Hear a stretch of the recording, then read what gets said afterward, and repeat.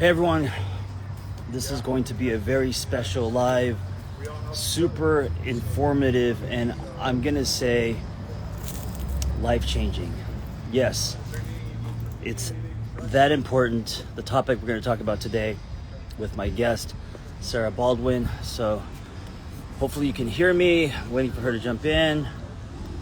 How's everyone doing today? It's a gorgeous day here in California. I am at the Harley dealership, spending 2.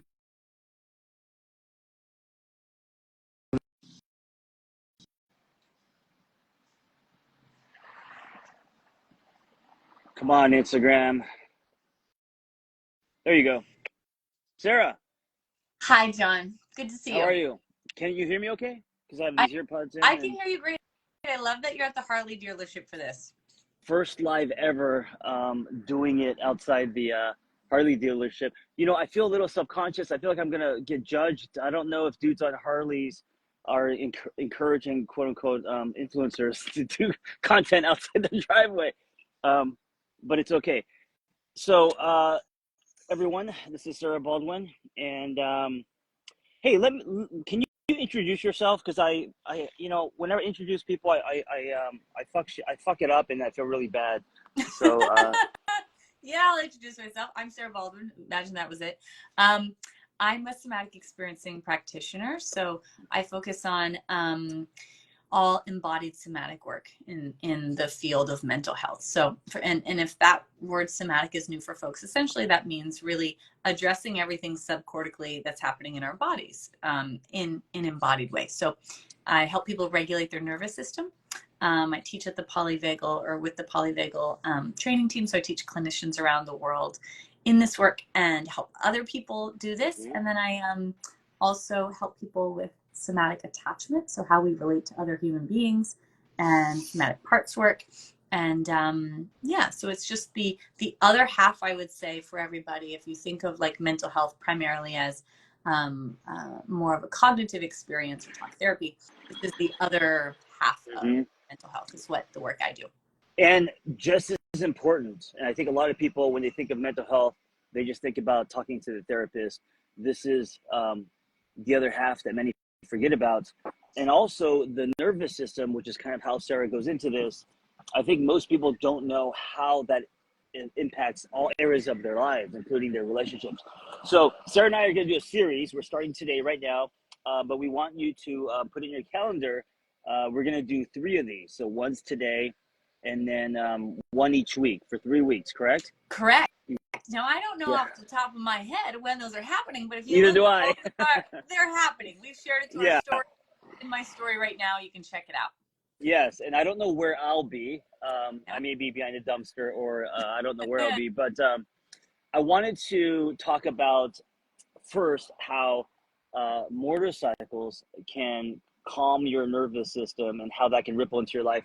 Because when I tell people that I found myself through motorcycles when I was going through my divorce recovery and I had nothing, people are very confused by that, and they think I'm just saying that to be cool. But riding a motorcycle for 10 years completely rewired me, and I believe it was because of all the stuff that you're talking about as far as regulating your nervous system. So how is that possible, you think? I think, a lot of times when people think about mental health and healing, they think about being in a clinician or practitioner's office. Like, you work in that 1 hour. You do a lot of work there, but so much of the work happens when we're not in those spaces. It happens in our, and when it comes to our nervous system, the way that it essentially works is we're either experiencing it through something called regulation or dysregulation every moment of our lives. Regulation is the thing we want, which allows us to feel good in our lives and our bodies.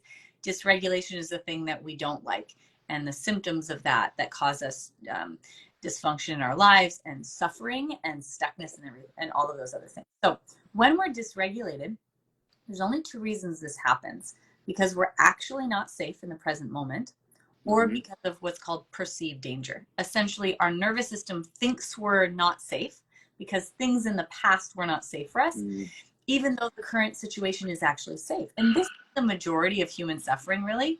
We're living a life currently as an adult where we are safe, but our nervous system doesn't know it, so we suffer. And when that occurs, we're not actually in the present moment. Meaning, we're not here in 2024. I'm back in 1985. I was born in 1986. I wasn't born yet. I'm back in 1986. Maybe it's 72. Maybe I was spinning in my head in 1985. Yeah. But anyway, yeah, you were just an idea. I was just an idea. Yeah. But you get the point. We're not actually present. We might be in that, you were in that marriage from 10 years ago or whatever it was, but you weren't present to what was happening today. And so what we want to do when we're regulating our nervous system is essentially we're showing, not telling, our nervous system that we are safe to be in this present moment and that this moment is actually safe. And wait, stop. We have to underline and highlight this. What Sarah just said, oh my God, we are showing, not telling, especially with, I call it service media now because my friend Danae, I think it's such a great reframe. Instead of social media, there's a lot of talking, there's a lot of telling, which is important, but she's talking about showing, dropping into your body, showing your body instead of telling your body. Sorry, go ahead. Yeah, that's really the gist of somatic work. Our nervous system, everybody, just so you understand the science behind this, it's subcortical, meaning it lives in our body below the cortical thinking ring. And that means that the language of the nervous system is not a cognitive or verbal one. So it literally can't hear that, which is why if you're feeling depressed and you tell yourself, like give yourself a pep talk, just, you know, you've got a lot of good things in your life and why can't you experience them? Or you're stressed and you're like, don't be anxious. But it doesn't compute because the nervous system literally can't hear that because it's subcortical. So this is why I say it's show, not tell. Our nervous system actually needs evidence or data points that show it that we are actually safe to be here versus the verbal telling. And we can go through that verbal telling over and over again in perpetuity. It's not going to create the shifts we want. To go to what you're talking about with a motorcycle, the thing about our nervous system, again, if we're dysregulated and you are in safety, it essentially means your nervous system is not here in the present moment. It's somewhere else. It's in the future, trying to prevent against bad things, or it's in the past, reliving bad things. And so part of the work of when I'm helping people regulate our nervous system, it's essentially how can we grab the hand of our nervous system and say, hey, I know you're confused and you don't know we're here. And I'm going to show you that we are. And here is a safe place to be. And when we do that, our nervous system allows us to come into regulation, which allows us to feel good, get unstuck, live the life we want. And so when you're on a motorcycle, it requires of your system total presence. There's a very common, some people might know this, therapeutic resource called Reparenting. When you're in a session or you're working with someone and you're feeling flooded, they'll help you to orient or use your external space to bring you into presence, to bring you back. When you're on a motorcycle, you actually don't have a choice. You have to be orienting. Right. It's that would be a life or death thing. Right. You have to be in total presence. So it's bringing you into the present moment in a way that is, for people that are riding motorcycles, enjoyable, safe, feels possible, plausible, accessible. And it forces you to be in your body because it's a very physical act, much more than driving a car. Right. Not only that, but there's vibration involved. So the language of the nervous system is the felt sense. So when you hear the term somatics, a lot of times people are like, what does that mean? It's the language of the felt sense, which means oftentimes we'll use things like movement. So the way we hold our bodies, the way we move our bodies, vibration, sounds that we make. So the motorcycle is vibrating. And that vibration speaks to our nervous system. So as you're holding on and your body in many places is touching the motorcycle, that vibrational experience actually has the capacity to shift what's happening in your nervous system and bring it closer to regulation, along with the movement that's happening, because swaying is a regulating tool. Bilateral movement actually of the nervous system. So when you're bilaterally moving, which you're going to be doing when you're riding a motorcycle, you're actually regulating your nervous system. So there's so many components of this. The other thing that I just want to name is it helps to bring our adult self online. And we're not talking about parts work today. That's part of the work I do. But when we're dysregulated, oftentimes we're not in our adult self. It's like other versions of ourselves, young parts are running the show. And so on a motorcycle, you're in this role of really tending or caretaking yourself. And also if someone's on the back of your motorcycle, you are caretaking and tending them. it really facilitates being in our adult selves. So for all of these reasons, they're wildly regulating for the nervous system. My Harley held my hand. And in a way, when you said holding your hand, when we're growing up, especially if you grew up with trauma in unsafe spaces, I'm using hand as a metaphor, there was no one to hold your hand. So for many, you grew up very activated in fight or flight. The sky was falling, you didn't feel safe. So whether that was your family life or your relationships or school or whatever, so that lays tracks, it conditions your body a certain way. So once you become an adult, you have to now rewire yourself, correct? Yeah, exactly. Because essentially, well, more than even rewire ourselves, I'd say, what we have to do is become the parent we never had. And oh, wait 1 second, Sarah, we have to pause. Become the parent you never had. That's such a powerful sentence, right? And that's going to look different for everyone, but how do you do that? What are some steps people watching, if that landed for you like it did for me? My parents were always gone. I was raised by pulp culture. How do you become the parent you've never had as an adult? Yeah. Well, first, I just want to say this, that just to connect it to the nervous system, the way that it works is we have this threat detector in our nervous system. So people understand what this really means. We have this threat detector called neuroception in our nervous system. It looks out into the world to see if we're safe or not. And so it's looking and saying, is that safe, dangerous, or life-threatening? And it looks to this database of past experience that's actually in our brain. Every lived experience in there. So let's say I have a confrontational conversation I have to have around, I don't know, work, relationship, whatever. And it looks to the database and it says, what information do we have on confrontation? And it's going to look all through your history, starting with your earliest life stuff. So if when confrontation happened in my home, love was withheld or I wasn't okay, then what happens is, and let's say when I was 6, that happened for the first time and then it perpetuated. When I'm in a confrontational conversation, my threat detector says, whoa, this isn't safe. Even though I might be talking, I don't know, to you or someone who's really safe. My system says, no, it reminds me of being 6. And that was dangerous. So in a millisecond, no longer is it adult me in my body. It's as if adult me flies out the window. And now I'm literally 6 years old, reliving the experience of being 6. And whatever my caregivers were not able to do in that moment, my nervous system came in to do. So if we don't protect our younger parts, our nervous system does in the form of dysregulation. If your didn't protect your younger parts, your nervous system did in the form of dysregulation. And that's what most people, for so much of our lives, we are going out in the world and we have no idea that our young parts are running a lot of the show. Oh, that's really interesting. And also kind of bringing this into relationships. So then there's a lot of young parts running our relationships, correct? Yeah, so much so that most people are falling in love not from their adult selves, but from their young. Yes. I know that landed with many. So nervous system work can actually lay new tracks. So in relationships in all areas of your life, you are showing up as your adult self, not the wounded child self. Yeah, because this child within, they're still looking to get the needs met that were never met, which so if I don't know about my young parts and I'm not picking them up, then the young parts are looking for somebody to pick them up. And they don't really care. Well, they don't really care who the person is. It's whom, just make me safe. So this young part, if they have to choose between someone who, let's say, or somebody who they don't really meet my needs, they aren't communicating well with me, they don't put me first, but at least I'm not going to die. I'm not going to be 8 years old all alone in the world. So that's better than being 8 years old and all alone in the world because I'll die. So this is why you're in a relationship and your friends are like, you deserve so much better. Why don't you leave? And you want to leave, but you can't because the young parts are running the show because you haven't yet come to their aid.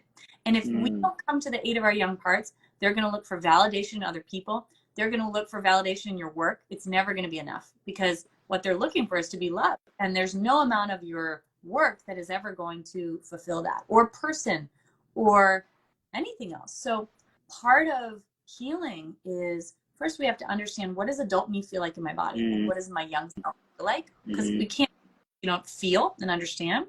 And then once you can differentiate, I walk people through a process that I call internal co-regulation.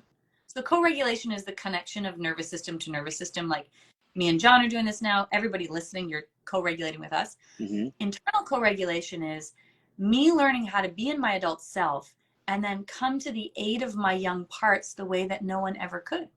And that means them and attuning to them and creating safety for them and listening to them and not trying to make them change who they are, or change their experience, or telling them shut up and stop being a pain in my ass.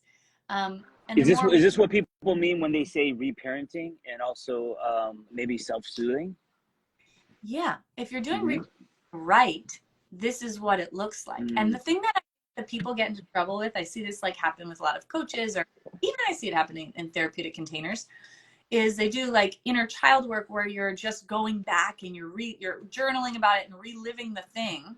But if you haven't built your capacity in your nervous system to be the proper parent for your young parts, who's who? Now there's no parent. Like I've got like a 15-year-old parenting a 6-year-old, and I can't actually help those young parts, which is why nervous system work is foundational for relational work.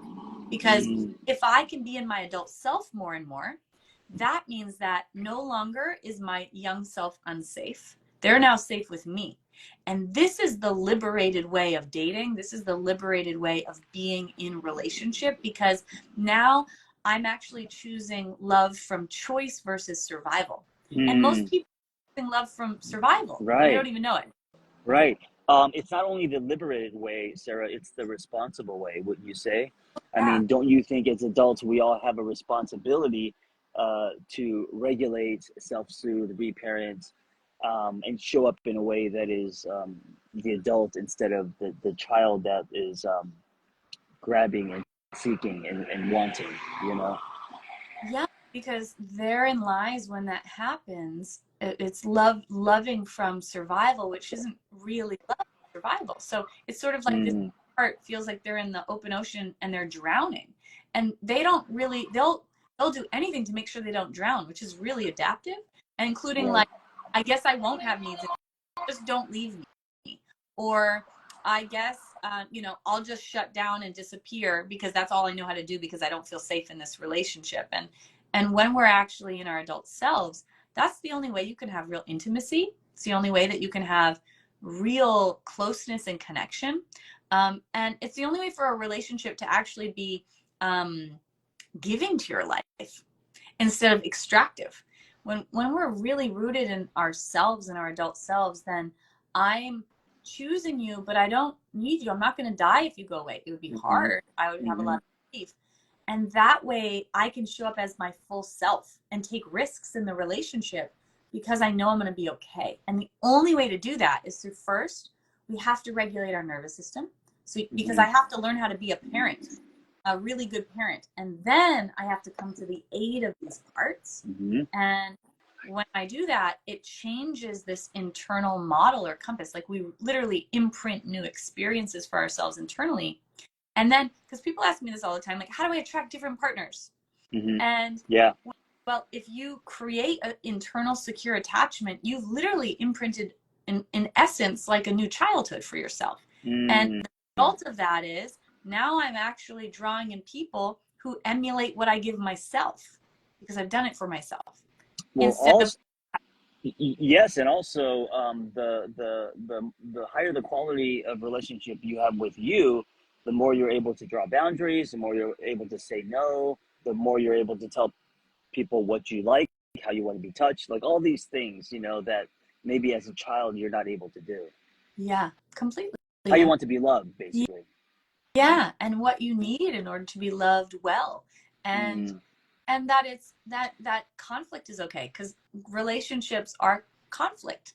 And I think like the term conflict or the word conflict, there's so much negative trauma, the feelings around it because there's so much trauma associated with it. But ruptures or disconnection, which is conflict, is just normal part of life. And when we can navigate that with ease, and it's like little bumps in the road instead of feeling like I'm gonna die because there's conflict, it allows for relationships to actually be really additive to our lives instead of like they're extractive. You mentioned that we are, as we're doing this live, regulating each other. Yeah. Can you expand on that? I know the word community is huge.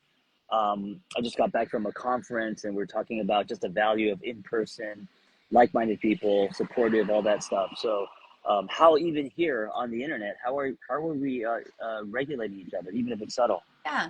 So there's two ways to regulate the nervous system: self-regulation, co-regulation. Mm-hmm. Self-regulation, it's me doing things on my own that brings my nervous system into regulation. Mm-hmm. Co-regulation is I'm doing it with another living being, human, animal. I would even say like trees, they're living.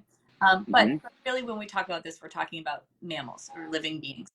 So it is a primary human need. We're animals, and our species is one that must have community and connection in order to thrive. You cannot, even if you don't have an extensive trauma history, if you're not living in connection, you won't be able to thrive in your life because our species needs that. And I can say it's like I was a very avoidant person because of my childhood for a long time. And I thought, I'll just go it alone. Like I'll like truly self-help, you know, like just me doing my own thing. And you can't do that because trauma is relational. Mm-hmm. Even if you're saying like someone's like, well, I was hit by a car, it was a car. Well, no, someone was driving the car. It's relational. So because trauma is relational, meaning with another person, in order to heal it, we have to be with other people. This is how we show our nervous system, show not tell, show our nervous system that it's now safe to have. And we have connection and we have community and we have support. It expedites the whole process in profound, because just like a plant needs water, I need sunlight, I need movement, I need food, and I also need people who can see me and love me. I need physical touch, people, not just a lover, but a friend, to be touched, to be hugged, to laugh with someone. And if you're not watering yourself properly, it's going to create dysregulation in your nervous system. And so for me personally, I mean, I've been doing my own healing work for 15 years. Anytime I'm doing anything like challenging in my life, like finishing my book and starting this podcast thing, I'm always in community. I know if I want that to go well, I have to be fueling community for myself. Yeah. If I don't, I'm going to get dysregulated, and we all will. So let's end with some practical tips. I'm all about bringing things to street level on how to regulate your nervous system. We mentioned, obviously, me. I didn't know it at the time, but I started to regulate my nervous system with a gas tank in between my legs. And because I didn't have friends and money and I felt very lost, it was my motorcycle I spent a lot of time with and on. But if I want to connect some dots, not only that, but then like fitness communities, right? So I didn't know that we were co-regulating. I thought we were competing, but I found CrossFit, and so when I tell people that I found myself through motorcycles, barbells, and donuts, and by the way, it's not a box of donuts, right? The donut represents you giving yourself something that you deserve, that you may feel guilty about. Wayne Dyer in my ear and wanting to be of service. For 10 years, I kind of laid tracks to show up as more of an adult self and reparent myself through community, through motorcycles, through Nectar, being present, allowing myself to hit flow states. So blogging, which is a creative space. And I think the combination of all those things really positioned me to grow and evolve, and some tips in your story, I'm sure is different. What were some tips for you as you were coming out of your cocoon to regulate your nervous system? Well, the thing about regulating our nervous system is, and this was for sure true for me, the only way to do it is through consistent neural exercises. And essentially, and what you were doing was consistent neural exercises. So essentially what that means, everybody, is think of it like a rep at the gym, because we were just talking about the gym. If you're going to the gym, imagine I said to John, we're chatting, and I called him and I was like, listen, I'm not getting stronger at the gym. I don't know what's going on. Like, I wanted my legs and my ass to get stronger. And he's like, cool, what are you doing? And I was like, listen, twice this month I did deadlifts. I only went to the gym twice. I did deadlifts twice. And I don't know what's going on. It's not working. And you would be like, well, so you spent 35 minutes in the gym in 1 month? And I was like, yeah, why am I not better? And it would be obvious, right? It's like that will not work. We need the consistency. The consistency is what builds muscle and strength. So the same goes for our nervous system. They can be reshaped, but they have to have the consistency involved. And what I tend to see that people do, this is what humans do. We learn about something. You listen to a podcast, you're like, oh, that's so good. Great, got it. And then we only pull upon doing anything that the actualizing or the tools when we're in high distress. So people can tend to want to regulate their nervous system when they're in the panic attack or they're in the fight. That's when they want to do it. It won't work very well because you haven't regulated it and practiced it and got your nervous system stronger. So the first thing is, in the way that I regulated my nervous system as somebody who is so dysregulated that I was like deeply dissociated. I would show up places and not know who I was. Like that's very high. And by the way, Sarah has been on my podcast a few times, and so she grew up just broad strokes with lots of childhood trauma in her life and lots of deregulation as an adult. Yeah. So, and I like to say that because I like people might be looking and saying, "Oh, these two life's." No, these two fucking privileged people talking shit. Yeah, exactly. Yeah. Just name no, I was not a literal non-functioning human for a lot of my life, and chronic panic attacks. Just very, very hard stuff, which is all just extreme dysregulation. So anyway, the way to this, the only way I did this was through the consistency. So what we're looking for, and this is a thing I recommend everybody do. Set some alarms in your phone, not like a shitty sound, but a sound that's like you like. 10, 15, even like 5 would be great to go off throughout the day. And when the alarm goes off, your job is to simply ask yourself, and John and I will tell you about something in a minute where you can learn much more about this, but ask yourself, am I regulated or not? Do I feel present, good in here or not? If the answer is no, then your job is to do something that helps to support you to regulate, meaning to support you to come back in the present moment. And so I have lots of therapeutic tools I can give, but I want to just name, everybody listening has regulating tools in your life. They're essentially, it's anything that registers as good for you and supports you to feel more present in here. Now, Instagram could be one of those things. You could be listening right now and you feel a little bit better. Or Instagram could be a way to numb. Like it's 3 hours, you don't know where you went. Sure. So some examples could be like going on a hike, a walk with into music you love, dancing, doing yoga, standing in the grass in your backyard with your bare feet, petting your animal, hugging your child or your family member, cooking, creating art, all in ways.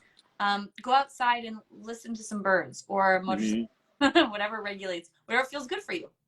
And our job is to do that thing and then notice, is there anything different after? Do I feel even 1% better? We are not looking for 100%. We're looking for 1%. So did I take a deeper breath? Do I notice my body a little bit more? Do I feel, if I had a lot of anxiety, do I feel like there's a little less energy in my body now? If I felt out of it and like dissociated, do I feel a little bit more present? So we want to do that throughout our day and consistently throughout our day. As something as simple as co-regulating, like saying hi to someone on a walk. That will help regulate your nervous system. And the more that you do this in a consistent, habituated way, the more your nervous system reshapes. It's not, I think people can tend to think like what works for some people, it doesn't for others, or it's mystical. Healing is like this elusive thing, but it's really a lot like working out. If you do this consistently, your body will change. If you do this consistently. She's talking about turning this into a lifestyle. Right? Yeah. It's not a one-time thing. And let me give you proof of that. As Sarah was talking, I noticed this beautiful tree right behind me. It's like green, and then I noticed the breeze. And I'm saying that because those are things I would never notice because I was never in my body. I spent most of 20s and 30s. I would be thinking about what I need to do or what I didn't, like just a lot of future tripping or dwelling on the past. As she's talking, just the fact that I'm able to notice the breeze, the tree, I always joke around, tell people that my tipping point was when I started noticing trees. And I think that's a nervous system thing. I think, once you are calm or grounded, or even, having a nervous system that is able to notice things like that, that's when you are present and are able to notice things like that. So little things are big. Yeah. And the thing is, I think that a lot of times we all think like we want all of these grandiose big things.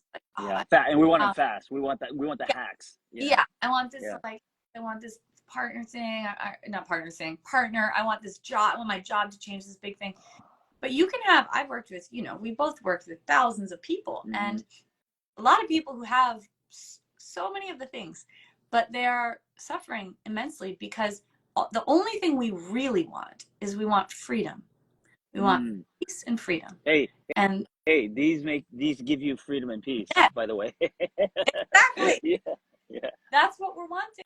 And we want when we have that, we can flow down the river of life with ease. We can let life carry us. Yeah. And you can't do that unless your nervous system thinks you're safe. And that's why we do this work, because it results in, it's a Tuesday, at 1 p.m, and you're sitting in this beautiful place. That's a really cool tree, by the way. It looks fluorescent. It almost looks like you have a fake background. It's pretty cool. It really does. Beautiful. But we can be there and actually be there and not be anywhere else. And that's what everybody wants. And that's what the work can bring us. I do a lot of dated, I'll